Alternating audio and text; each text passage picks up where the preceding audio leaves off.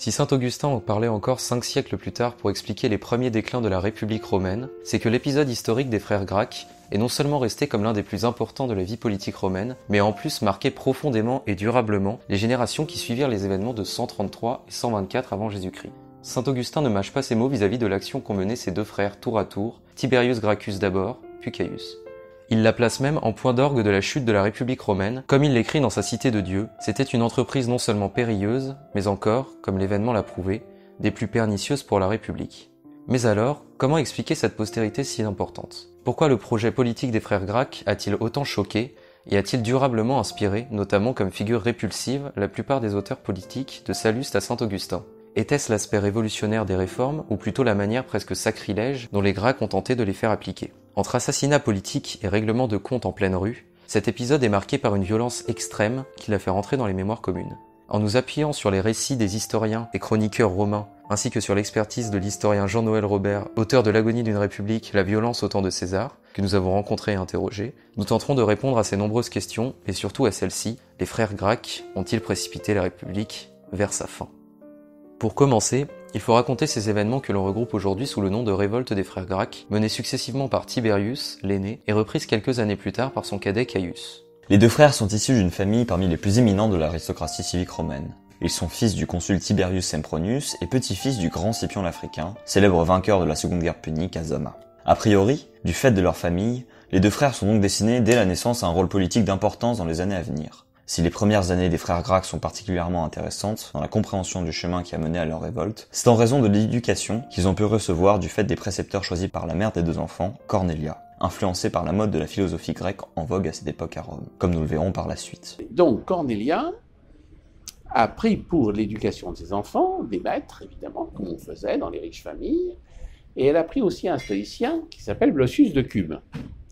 Et ce Blosius de Cume, dont on trouve dans les livres d'histoire un mot qui ne veut rien dire, mais enfin, ça fait comprendre les choses, qu'il était de tendance socialisante, entre guillemets, avait une autre vision du peuple dans son stoïcisme. Et cette vision disait qu'il fallait,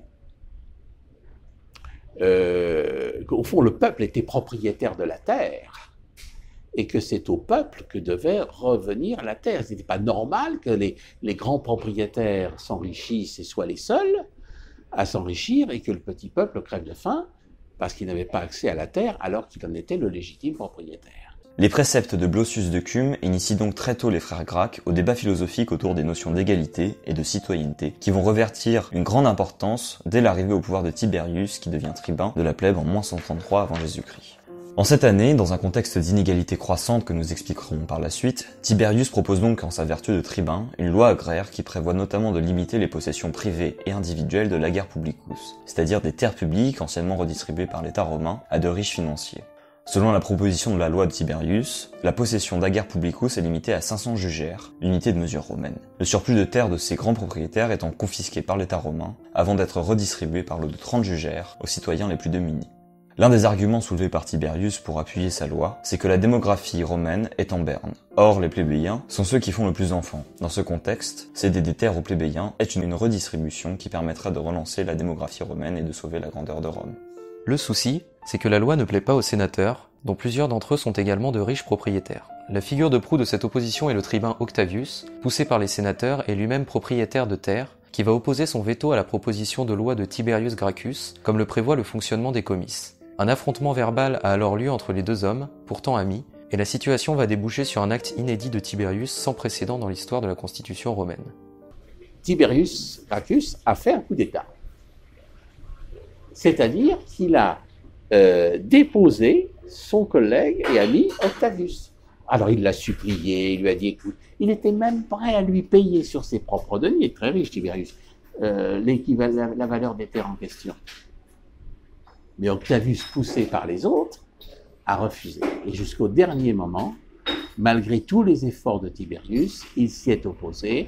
Et donc, Octavius a fait ce coup d'État pour y arriver, il l'a déposé. Dès lors que Tiberius a déposé Octavius et n'a plus d'opposition, il peut faire voter la loi agraire, qui recevra un résultat favorable aux comices. Seulement, Tiberius est conscient que de nombreux ennemis puissants n'ont pas digéré son coup d'État et attendent la fin de son immunité tribunicienne à l'issue de son mandat d'1 an pour le faire tuer. C'est dans ce contexte qu'il souhaite se présenter pour un second mandat de tribun de la plèbe, ce qui est tout à fait illégal dans la constitution romaine. Les autres tribuns s'opposent logiquement à la candidature de Tiberius, qui face au danger qu'il sait de plus en plus pressant, décide de faire pression le jour du vote pour forcer l'Assemblée à accéder à sa requête. Dans ce contexte de tension accrue, une émeute éclate, emmenée par plusieurs sénateurs éminents, autour du grand pontife Scipio Nascia, qui décide d'aller tuer Tiberius Gracchus, soupçonné de vouloir accaparer un pouvoir monarchique en renversant la République. Au cours de ces émeutes sanglantes, Tiberius Gracchus est massacré sous les coups des sénateurs, et avec lui plusieurs centaines de ses partisans qui succombent face à l'adversité. Et c'était la première fois, et c'est ça qui est nouveau. Nous sommes en 133. C'est la première fois que, physiquement, est éliminé un élu de la République. Parce qu'avant que les autres se tapent sur la figure, c'était monnaie courante, faut pas croire que c'était des petits saints. Mais bon, c'était des querelles de taverne. On se tapait sur la figure après avoir trop bu, c'était normal. C'est la première fois qu'on va s'en prendre à un tribun ou s'en prendre à un personnage politique de cet ordre-là pour des raisons politiques. Malgré la fin tragique de son frère 10 ans plus tôt, Caius Gracchus reprend le flambeau en devenant tribun de la plèbe en 124 avant Jésus-Christ. Il va dès lors proposer une série de lois dans la veine de l'idéologie égalitaire de Blosius de Cume, dont par exemple une réforme agraire qui approfondit celle de son frère, ou encore une loi qui prévoit l'octroi de la citoyenneté romaine aux latins et dans une certaine mesure aux italiens. La popularité de Caius est telle que, contrairement à son frère, il parvient à briguer un second mandat de tribun de la plèbe. Que les réformes de Caius aient été motivées par un calcul politique ambitieux pour s'attirer les faveurs du peuple ou par un véritable engagement idéologique, elles inquiètent, dans tous les cas, les conservateurs qui le soupçonnent de vouloir instaurer à leurs dépens une démocratie à Rome. Finalement, la dernière heure de Caius Gracchus sonne lorsque l'un de ses plus farouches adversaires, Lucius Opimius, est élu consul et investi par le Sénat des pleins pouvoirs, en vertu du Senatus Consultum Optimum, une mission pour préserver la République face à un danger. Encore une fois, un affrontement armé éclate entre les partisans de Caius Gracchus d'un côté et ceux de Lucius Opimius de l'autre, qui a de son côté les chevaliers et les sénateurs armés. Les affrontements font plusieurs milliers de morts et les insurgés sont finalement défaits. C'est au cours de sa fuite que Caius ordonnera à son esclave de lui donner la mort, ce qui signera la fin véritable de la dernière révolte dite des frères Gracques. Pour bien comprendre la révolte initiée par Tiberius Gracchus et poursuivie par Caius Gracchus, il faut s'intéresser aux causes qui ont provoqué plus ou moins directement ce bouleversement. Car si ces événements ont pris une ampleur considérable et sans précédent, c'est avant tout parce qu'ils étaient préparés et favorisés par un ensemble de causes qui touchent à la fois au long terme et au plus court terme. Sur le plan structurel, Rome voit apparaître les premières graines des révoltes futures dans les conséquences d'un événement qui marque paradoxalement l'apogée de sa puissance et de sa gloire, la Seconde Guerre punique, de 218 à 203 avant Jésus-Christ. Pour faire court, lors de cette guerre qui oppose Rome à Carthage, les Romains passent tout près de la défaite lorsque le redoutable général carthaginois Hannibal manque de marcher sur Rome, ce qu'il ne parviendra pas à faire en raison d'une stratégie de diversion et de temporisation qui aboutira à la victoire romaine. Malgré une guerre très traumatisante pour le peuple romain passé près du désastre, Rome sort soulagée, grandie et confiante. La victoire de la Seconde Guerre punique la place en position de puissance hégémonique. Les Romains ont sauvé la situation. Ils ont unifié. Et ils se sont retrouvés en 50 ans, il faut se rendre compte, 50 ans c'est rien, maîtres de toute la Méditerranée. Et ça, c'est quelque chose de spectaculaire. Alors évidemment, ça a été une des premières causes du faiblissement de l'État républicain. C'est pour ça que je vous raconte ça. Pourquoi une des premières causes?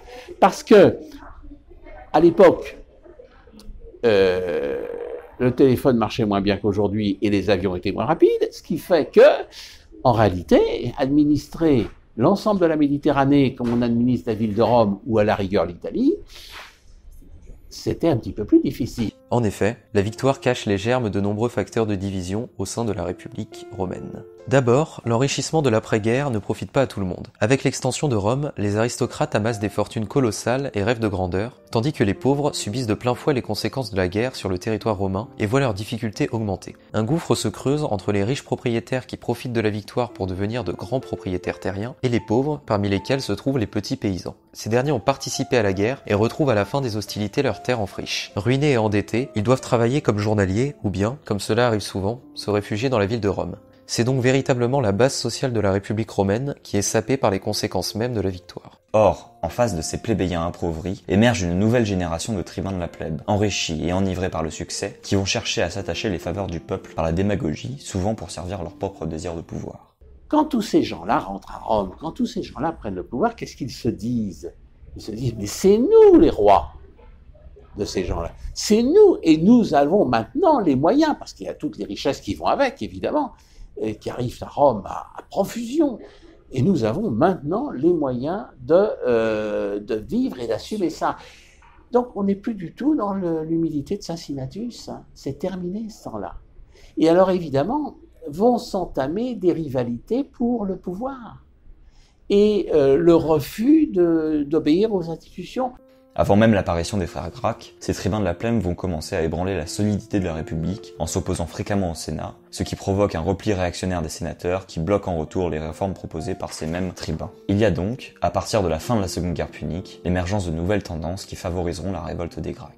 Néanmoins, pourquoi cette révolte a lieu en 133 avant Jésus-Christ et pas avant ni après? Pourquoi Tiberius est-il celui qui cristallise véritablement les idées de révolution nées bien avant lui? Cela s'explique par le fait qu'aux tendances de long terme viennent s'ajouter des causes conjoncturelles qui précipitent les événements. Parmi ces éléments qui viennent perturber la République romaine en ce début de 2e siècle avant Jésus-Christ, le plus déterminant est la question de la répartition de l'ager publicus. Ces terres publiques sont par définition destinées à produire les revenus réguliers permettant à l'État de fonctionner. Sauf qu'après la guerre, l'État se retrouve en possession d'un surplus de terres et va décider de distribuer gratuitement des lots d'ager publicus aux riches financiers en récompense des services rendus contre Hannibal. Le problème que cela pose, c'est que les riches exploitants abusent de leur position dominante au détriment des petits paysans. Donc chaque jour, n'est-ce pas, alors il y avait les anciens qui travaillaient leurs terres, qui payaient, bon, là, et puis le gros propriétaire voisin, lui, toutes les nuits, comme par miracle, la clôture avançait d'1,50 m. Bon.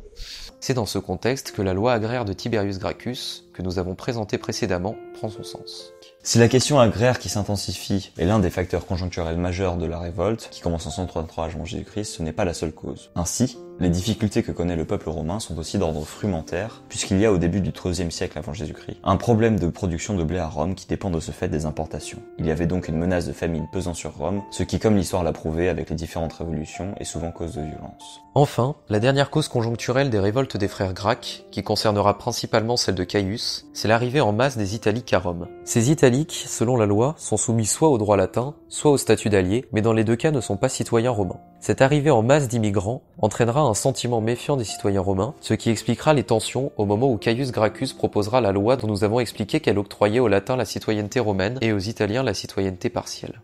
Les révoltes successives de Tiberius puis Caius peuvent donc s'expliquer par une série de causes structurelles et conjoncturelles qui ont fait en sorte que parmi toutes les tensions et potentielles révoltes post-seconde guerre punique, ce sont les actions des frères Gracques qui ont cristallisé toutes les difficultés de la République romaine et qui seront retenues dans les livres d'histoire comme le tournant qui a orienté la République romaine dans le sens de son déclin.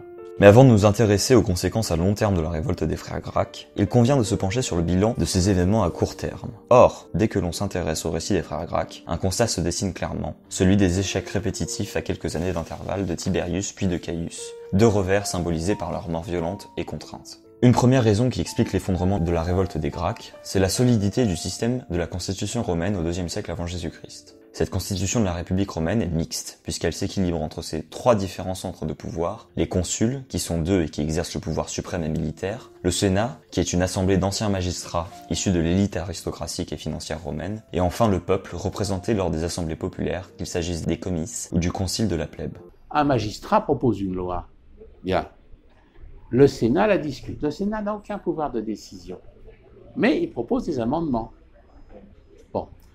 Le magistrat pourrait ne pas en tenir compte. Il a intérêt cependant, parce que comme c'est le Sénat qui vote les budgets pour la guerre, etc., on n'a pas intérêt à mécontenter les sénateurs. Donc on va tenir compte, donc la loi est amendée, elle est préparée, etc. Mais elle n'existe pas, cette loi, tant que les comices ne l'ont pas votée. Et ce sont les comices qui la votent. Alors, il y a des irrégularités dans les comices, je ne vais pas vous raconter le détail, mais enfin, peu importe. Il n'empêche que c'est ça le fonctionnement de la République.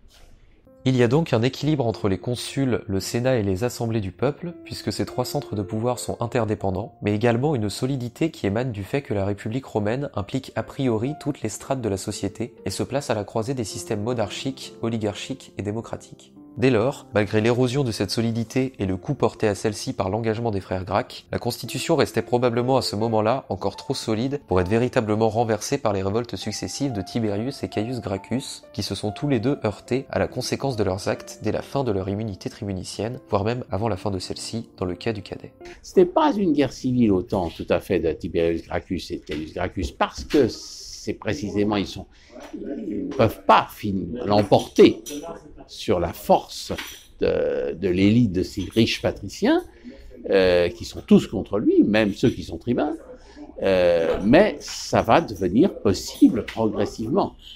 Finalement, pour renverser une république aussi solidement protégée par sa constitution, il aurait fallu aux frères Gracq une véritable force armée qui leur manquait et qui aurait peut-être pu museler le Sénat. Pour cela, il aurait certainement fallu soulever plus amplement le peuple, bien qu'il soit difficile d'imaginer un autre déroulement hypothétique aux révoltes. Sur le papier, à court terme, les révoltes des frères Gracq laissent bel et bien un goût d'échec. Néanmoins, si ces événements sont analysés aujourd'hui à l'aune du long terme et des décennies qui ont suivi, la conclusion est tout autre. C'est une question qu'il faut se poser lorsque l'on étudie la révolte des frères Gracq. Est-ce que, malgré l'échec de la révolte en tant qu'événement ponctuel, on ne peut pas parler de révolution en raison des conséquences qu'elle a eues sur le long terme? S'il est possible de parler d'un tournant dans l'histoire de la République romaine, c'est d'abord parce que les révoltes des Gracq et leur déroulement vont faire entrer dans les mœurs politiques et sociales une violence sans précédent. Cette montée de la violence, associée à la volonté de mettre fin au désordre social et politique, aboutira ensuite au régime des plus autoritaires que la République ait connu. C'est le début de la fin de la République romaine, à proprement parler. Et on va arriver à quoi?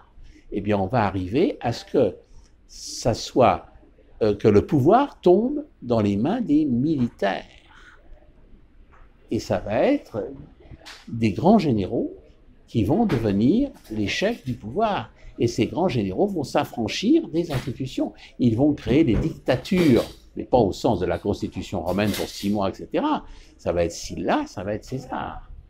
Sur l'échiquier politique, les conséquences des révoltes des Tiberius et Gaius Gracchus, qui ont pris pour la première fois la défense d'un peuple habituellement laissé de côté, vont se traduire par l'apparition d'un nouveau clivage politique entre ceux que l'on appelle les populares, camp politique populiste, qui proposent des réformes égalitaires et tournées vers les luttes sociales, et d'un autre, les optimates, qui sont les conservateurs désireux de préserver l'ordre établi et les avantages de l'élite. Et c'est à partir de ce moment-là que vont être créés les populares, qu'on appelle le mouvement populaire, qui n'est pas un parti, encore une fois, car il n'y a pas de parti politique à Rome.